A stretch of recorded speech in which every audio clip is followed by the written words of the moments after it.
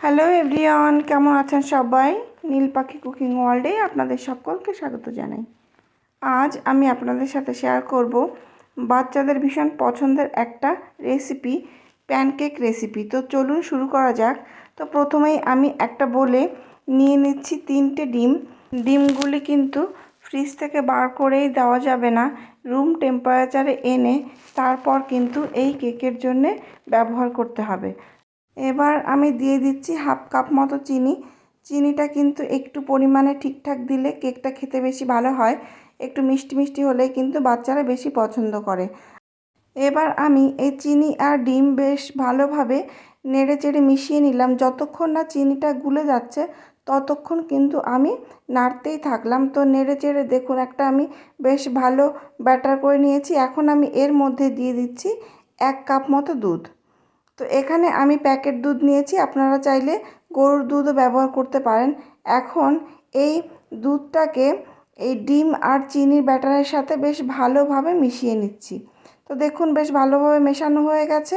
এখন আমি দেব পরিমাণ মতো ময়দা। ময়দাটা কিন্তু অল্প অল্প করে দেব আর অল্প অল্প করে ভালোভাবে মিশিয়ে নেব। তো এর সাথে আমি আর একটু 1/4 থেকেও একটু কম বেকিং পাউডার আর সমান পরিমাণে বেকিং সোডা দিয়ে দিলাম। দিয়ে এবার বেশ ভালোভাবে মিশিয়ে নিচ্ছি। তো অল্প অল্প করে ময়দাটা দেব আর মেশাতে থাকবো। কেকটা কিন্তু সম্পূর্ণটাই ডিপেন্ড করে এই ব্যাটারের উপর। ব্যাটারটা যত ভালো তৈরি হবে কেকটাও কিন্তু তত ভালো হবে। তো দেখুন ব্যাটারটি কিন্তু আমি বেশ ভালোভাবে মিক্স করে তৈরি করে নিয়েছি। ব্যাটারটা আমার এই রকম হয়েছে। তো এখন আমি এই ব্যাটার ঢেকে রাখবো 1 ঘন্টা মতো। 1 ঘন্টা পর ফিরে আসছি। দেখুন ব্যাটারটি কিন্তু আমার পুরোপুরি সেট হয়ে গেছে, এরকম টাইপের হয়েছে। তো চলুন তাহলে কেকগুলি বানিয়ে নেওয়া যাক। তো প্রথমেই আমি একটা ফ্রাইং প্যান নিয়েছি। প্যানটি কিন্তু খুব বেশি গরম হওয়ার দরকার নেই, মোটামুটি গরম হলেই হবে।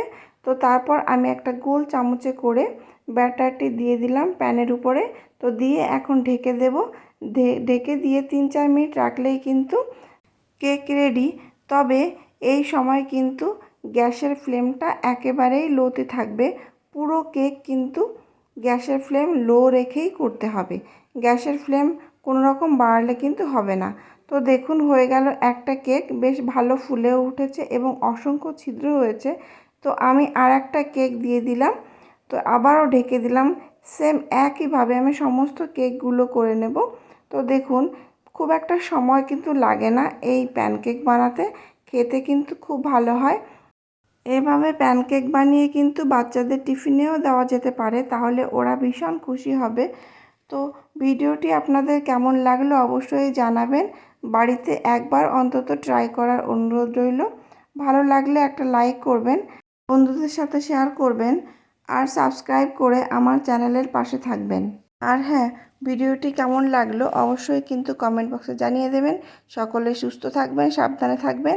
ফিরে আসবো আবারও নতুন কোনো রেসিপি নিয়ে।